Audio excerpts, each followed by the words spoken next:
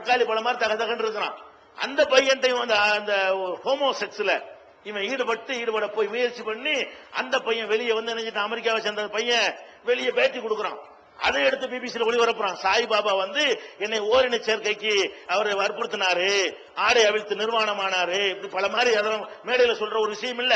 அவ்வளவு அசிங்கமான விஷயத்தெல்லாம் அவர் செஞ்சாருன்னு சொல்லி இந்த சாய்பாபா பத்தி அவன் பிபிசி தொலைக்காட்சியில பேட்டி கொடுக்குறான்.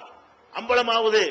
அது மாத்திரம் இல்லாம என்ன ஆகுதுன்னு கேட்டா, இந்த செய்தியை தெரிஞ்ச சாய்பாபா உள்ளுக்கு மடத்துல இருக்கக்கூடிய 6 மாணவர்கள் இதை தெரிஞ்சு வந்து வெளியே சொல்வதற்காக வர்றாங்க. இவன் சரியில்லை, ஆளு மோசமான செயல் உள்ளவனா இருக்காண்டு. சாய்பாபா ஆசிரமத்துக்கு உள்ள வச்ச 6 பேரையும் கொள்றாங்க. 6 பேரும் சுட்டு கொல்லப்பட்டார்கள். 6 பேரும் சுட்டு வாஜ்பாயோட ஆட்சியில 6 பேர் உள்ள சுட்டுக் கொல்லப்படுகிறார்கள். அந்த 6 கொலையுடைய கணக்கு என்ன ஆச்சு? வாஜ்பாய் சொல்றாரு, அவருக்கு மேல உள்ள அவதூறா சொல்லுகிறார்கள். அவதூறுனா அவர் யாரு கொண்டாத, எதுக்கு கொன்றீங்க? மடத்தில் உள்ள ஒருத்தன் வந்து கொலை செய்ய வந்துட்டானா, சாய்பாபாவையே கொல்வதற்கு முயற்சி பண்ணினார்கள். தற்காப்பு படையினர் வந்து சுட்டு விட்டார்கள். செட்டிங் பண்ணி ஃபைல க்ளோஸ் பண்ணி விட்டாங்க உள்ளுக்கு. அப்ப கொலை கேஸ்ல மாட்டினா அதெல்லாம் மக்களுக்கு குணத்துல அதெல்லாம் உரைக்கவே இல்லை, நல்லா செஞ்சுட்டு போறான். பொம்பளை கேஸ்ல இந்த ஹோமோசெக்ஸ்ல மாட்டினா அதெல்லாம் ஒரு பிரச்சனையாவே இல்ல. அது எப்படி மாட்டனு, இவன் மாட்டின மாதிரி மாட்டினாத்தான்.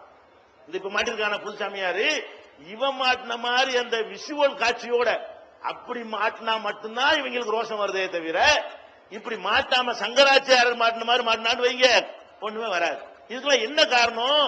ஏன்னா சாய்பாபாட்ட நரசிம்மராவுக்கு செயின் எடுத்து கொடுத்தாரையானால், வாஜ்பாய் எல்லாம் காலில் விழுந்து கும்பிடுவார்களே ஆனால், அந்த மாநிலத்துடைய முதலமைச்சர்கள் எல்லாம் அவருக்கு பின்னாடி கை கட்டி நிற்பார்களே ஆனால், அவனை எந்த கேஸ்ல எவன் பிடிக்கல, எந்த போலீஸுக்கு எந்த சட்டத்துக்கு அவன் மேல கை வைக்க தைரியம் வரு?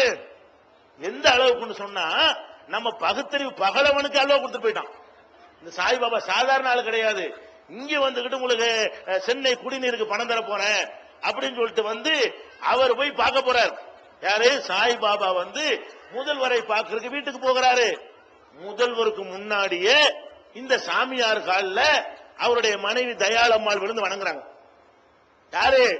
நம்ம கலைஞர் தான். கலைஞருடைய மனைவி தயாளம்மாள் வந்து இந்த சாய்பாபா காலில் விழுந்து கும்பிடுறாங்க.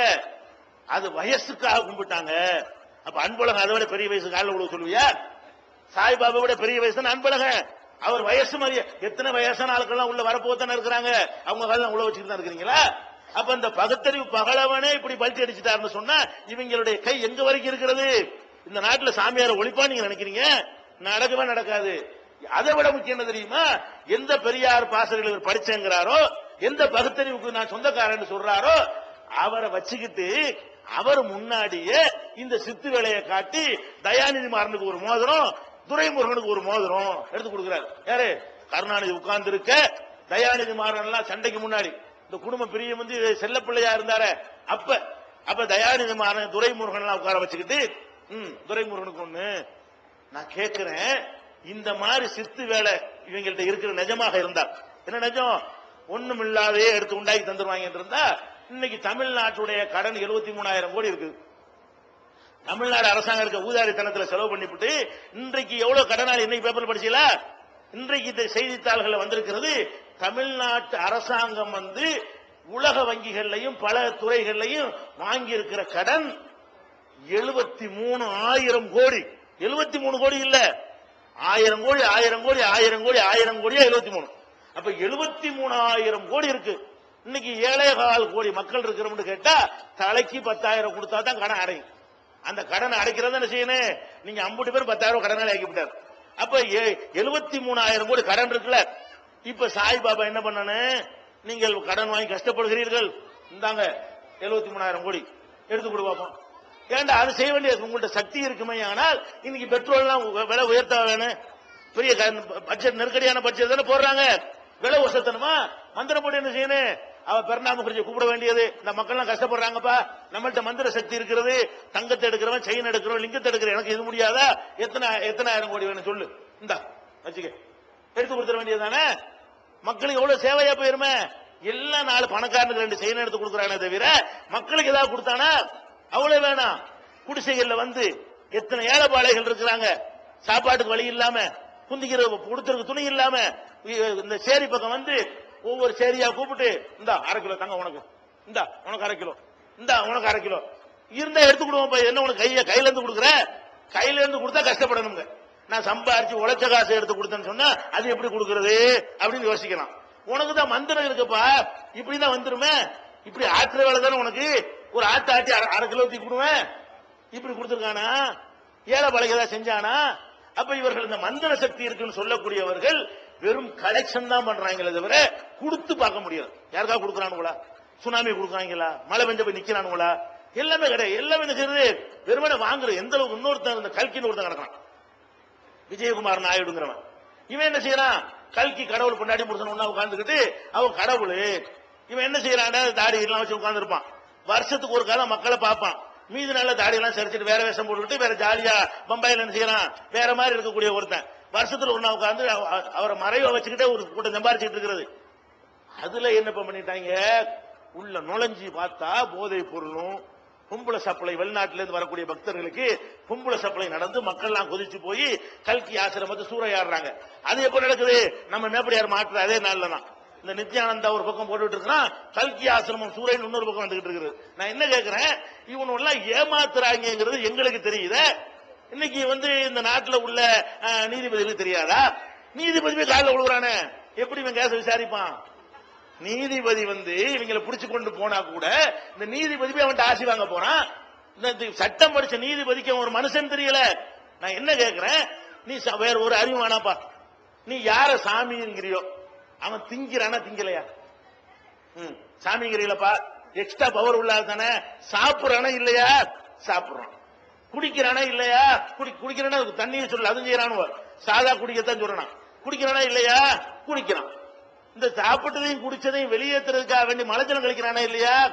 உட்கார்ந்துட்டே இருப்பார். மலைச்சலமா கழிக்க மாட்டார்னு சொல்லி ஒரு 2 நாள் மேடையில் உட்கார நாங்கள் பாக்குறோம். முடியுமா?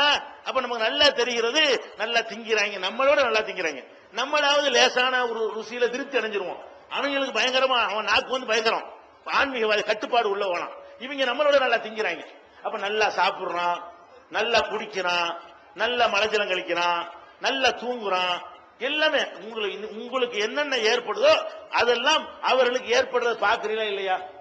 அவன் தூங்கி பார்க்கலையா? அவன் மறந்து பார்க்கலையா? அவன் கோவப்பட்டு நீங்க பார்க்கலையா? அவன் எல்லாத்தையும் நீங்க பாக்குறீங்க. அவன் முதுமை அடைஞ்சு பார்க்கலையா? நோய்வாய்ப்பட்டு நீங்க பார்க்கலையா? அப்ப எல்லாம் நல்லா தெரியுது. ஒன்னும் கிடையாது இவன்ட்ட. நம்மள மாதிரியே நோய்வாய்ப்படுறாங்க. நமக்குத்தான் ஆசி, நமக்குத்தான் பிரசாதம். அவங்களுக்கு நோய் ஆஸ்பத்திரி அப்பளம். நம்மளுக்கு நோய் வந்தா நீ ஆஸ்பத்திரிக்கு போகாத, என்கிட்ட கொண்டு வாங்க, துண்ணூறு வாங்கிட்டு போ, செத்து நாசமா போ. அவருக்கு நோய் வந்தா என்ன செய்வாரு? இன்னைக்கு பாருங்க, ஒரு கூட்டம் இருப்பாங்க, கடற்கரையில கூட்டத்தை போட்டுக்கிட்டு குருடன் பார்க்கிறான், செவிடம் கேட்கிறான். பாத்திருக்கீங்களா? குருடர்கள் பார்க்கிறார்கள், செவிடர்கள் கேட்கிறார்கள், முடவர்கள் நடக்கிறார்கள். இங்க வாங்க, எல்லாம் வாங்க. இது பெரிய மேட்டரா? இது ஒரு 2000 ரூபாய் செலவு செஞ்சா நீங்களும் செய்யலாம். ஒரு 2000 ரூபாய் செலவு செய்ய உங்களுக்கு கெப்பாசிட்டி இருந்தால் நீங்களும் குருடரை பார்க்க வைக்கலாம், நீங்களும் செவிடரை கேட்க வைக்கலாம், நீங்களும் முடவரை நடக்க வைக்கலாம். எதுக்கு 2000 ரூபாய்? நடிக்கிறான்ல குருடன், அவனுக்கு கொடுக்கறதுக்கு தான். குருடனா நடிக்கிறதுக்கு அவனுக்கு 2000 ரூபாய் கொடுத்தீங்கன்னா ப்ரொஃபஷனலா கூட்டு வரணும்ல. அமைச்சூரா கூட்டு வந்தா ஒழுங்கா நடிக்க மாட்டாங்க. அந்த தொழில் முறையில் உள்ள நடிகர்களை கொண்டு வந்தா தான் அழகா என்ன செய்வாங்க, நடிப்பாங்க. ஒரு 2000 ரூபாடா உனக்கு, நீ குருட மாதிரி நடிக்கணும், இப்படி கையை ஆட்டுவோம், பார்வை வந்தமா இப்ப தெரிகிறது, இப்ப மங்களா தெரிகிறது, இப்ப லேசாக அப்படி அப்படி அப்படி சொல்லணும். சொல்ல இப்ப நல்லா தெரிகிறது, பிளாக் அண்ட் ஒயிட்டா இப்ப தெரியுது, இப்பதான் கலர் ஏறுது, இப்படி எல்லாம் அழகா நடிச்சுன்னு சொன்னா இப்படித்தானடா நீங்க குருடனை குணமாக்குறீங்க, குருடனை பார்க்க வைக்கிறீங்க, குருடனை பார்க்க வைக்கிறேன், செவிடனை கேட்க வைக்கிறேன். இந்த ஒரு டயலாக வச்சு டிவியை திறந்தா இதான் நடந்து கொண்டிருக்கு. இது சட்டத்தில் உண்டா? இது இந்திய சட்டப்படி இந்த நிகழ்ச்சிகள் ஒளிபரப்பலாமா? டிவியில வச்சுட்டு ஏமாத்துறான், குருடன் பாக்குறான், செவிடன் கேட்கிறான். அது எப்படா குருடன் பார்த்தா எதுக்கு ஆஸ்பத்திரி? எதுக்கு இந்த ஆஸ்பத்திரி? இவன் ஆஸ்பத்திரி நடத்துறான். எவன் குருடன் பாக்குறான்னு ஏமாத்துறானோ அவன் தான் உள்ள ஆஸ்பத்திரி நடத்துறான். அதுல கூட பாருங்க, கடவுள்கிட்ட ஜெபம் பண்றான். ஜெபம் பண்ணி உங்களை முன்னேற்ற போறோம். எப்படி ஜெபம்? கடவுளை மிரட்டி இறங்குவீராக, வேலைக்காரனா கருணாநிதி பேசுவேன். நீ கடவுள் இயேசுவ கடவுள் வச்சுக்கிறோம்டா, இயேசுவ கடவுள்ல வச்சுக்கிருவோம். கடவுள்கிட்ட பேசுறதுக்கு ஒரு முறை இல்லையா? ஒரு முதலமைச்சர் போய் கொட்டுப்பீராக, சில்பு கட்டி அனுப்பியதாக. இது என்ன பாத்தீங்களா டிவியில? இப்படி கசைக்கு புளியறானுவோம். இது என்ன? இது சொல்ற அதுதான் எடுத்து வச்சுக்கிறேன். இவனுங்களை பத்தி இயேசுநாதர் சொல்லி இருக்கிறார். இவனும் ஆபத்தான சக்திகள். இந்த சாமியாருங்கிறதுல அடி எடுத்து கொடுத்தது இவர்கள் தான். இங்க உள்ள சாமியாருக்கெல்லாம் கைடு பண்ணி கொடுத்தது இல்லாத இருக்கிறதா காட்டினவன் யாரு? இவர்கள் தான். இவர்களை பத்தி பாருங்க, மத்தேயுல ஈசா